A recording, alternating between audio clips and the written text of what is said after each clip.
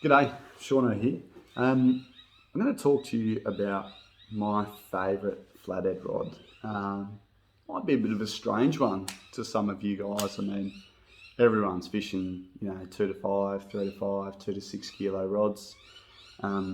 Spin, 10 pound, 12 pound braid, and throw an 8, 10, 12 pound leader on it, depending on your preference and type of water you're fishing, etc. So I might throw a little bit of a curveball. I'm sure there's plenty of people who do it, but not as many as the average, that's for sure. That is the baitcast. Now, I originally bought this for bass, and I'll just quickly say that jig fishing for bass, if you like to fish bass, give the jig a go. Don't be worried about the weed guard. You'll sink the hooks into a bass's mouth, even with that weed guard. Got to make sure you're working your technique, but it's hard to explain why jig fishing is so good. But when you do finally sink that hook in the bass's mouth, it's the anticipation of seeing the bite and having enough patience to let it run so that you can get a hook set. It's just, it's awesome. It is awesome, and you don't miss out on bites. So I would say you get far more bites in a jig than you do top water. Even adjusting for the right season for them for top water. So loving the jig fishing. But I've been using this for flathead. This is a TD Black in the 20 series, a jiggy smalls. So that's a 7-footer. I've been loving the 7-foot rod. It just gives you so much control. I don't like to impart action when my rod tip is real high, because the last thing I want is to feel a tick up the top. As soon as I've lifted up, I don't want to feel that tick up the top, because I know then I've got to wind all the way down and then set the hook. You can set the hook halfway, so that by the time you've actually put the pointy end of the hook in the fish's mouth, you're up here.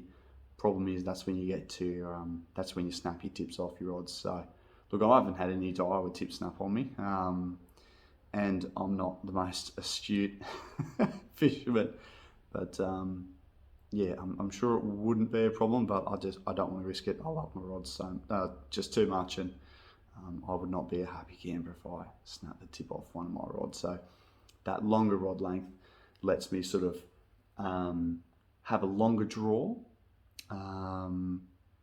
And impart lots of action, and still I've got enough room where I can set a hook without high stick in it, which is where you get your issues. So let's talk a little bit more specifically about why I like this for flathead.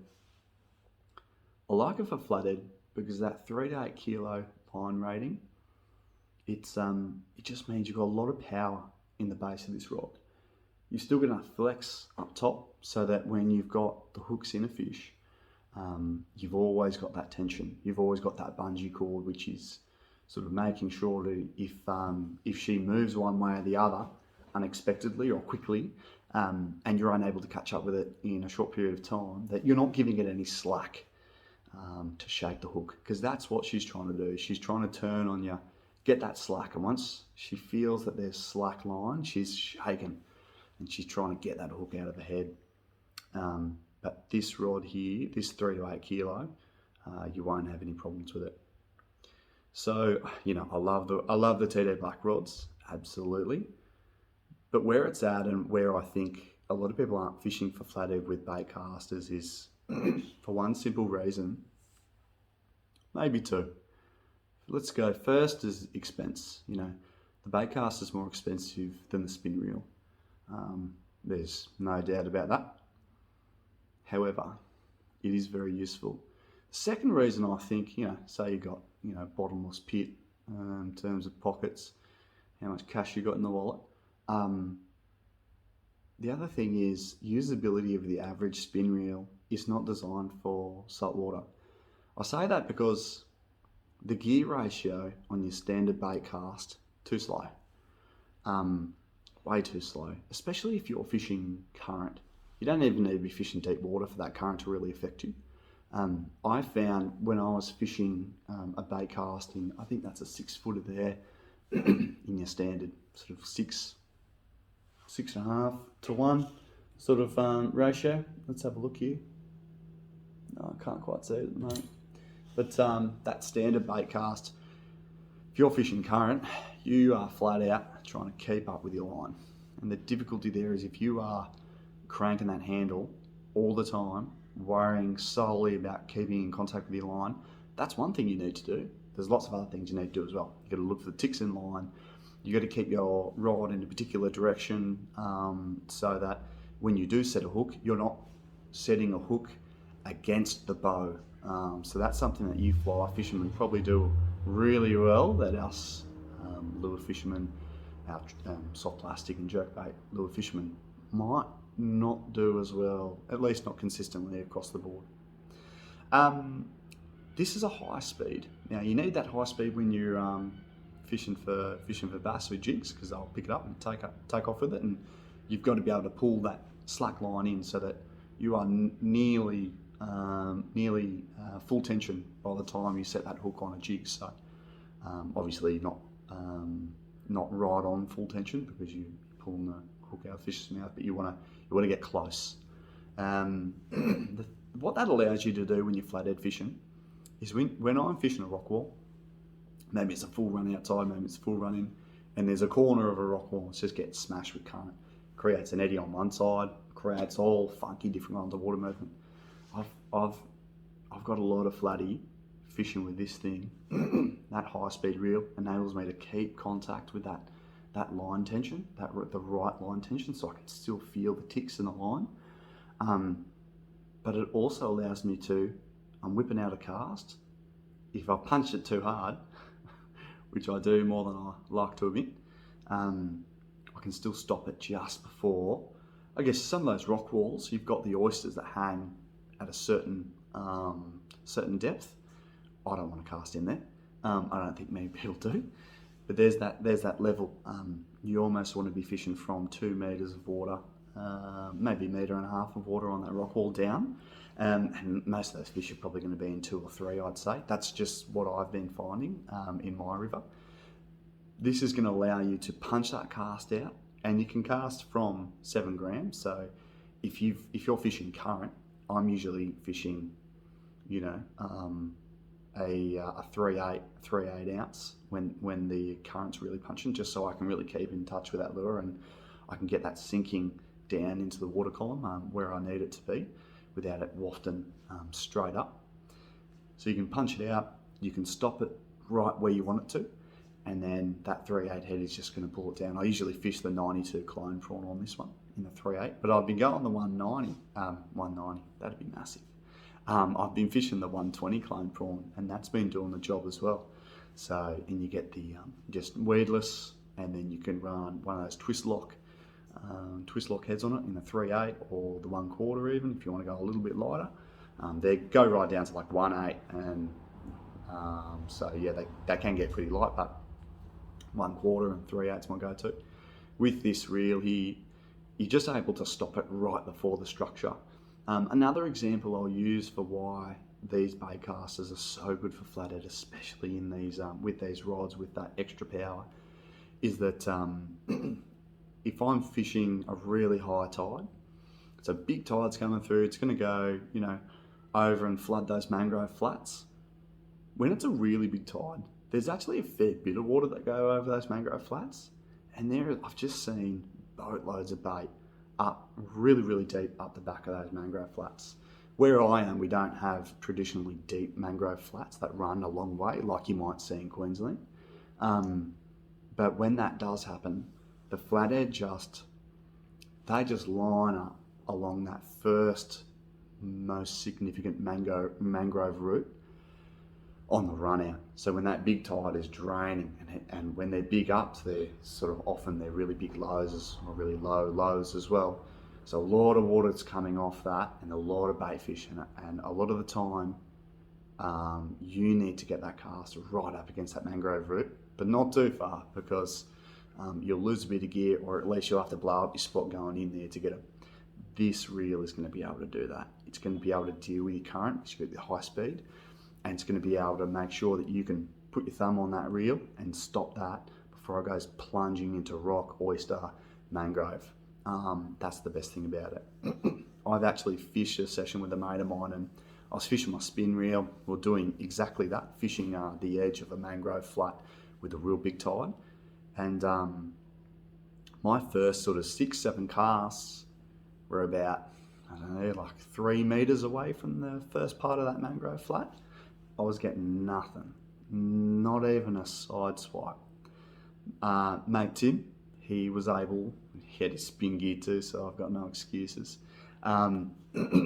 He was able to get it super close to the mangrove, and it was like every second, every third cast. Obviously there are windows where that activity is really significant.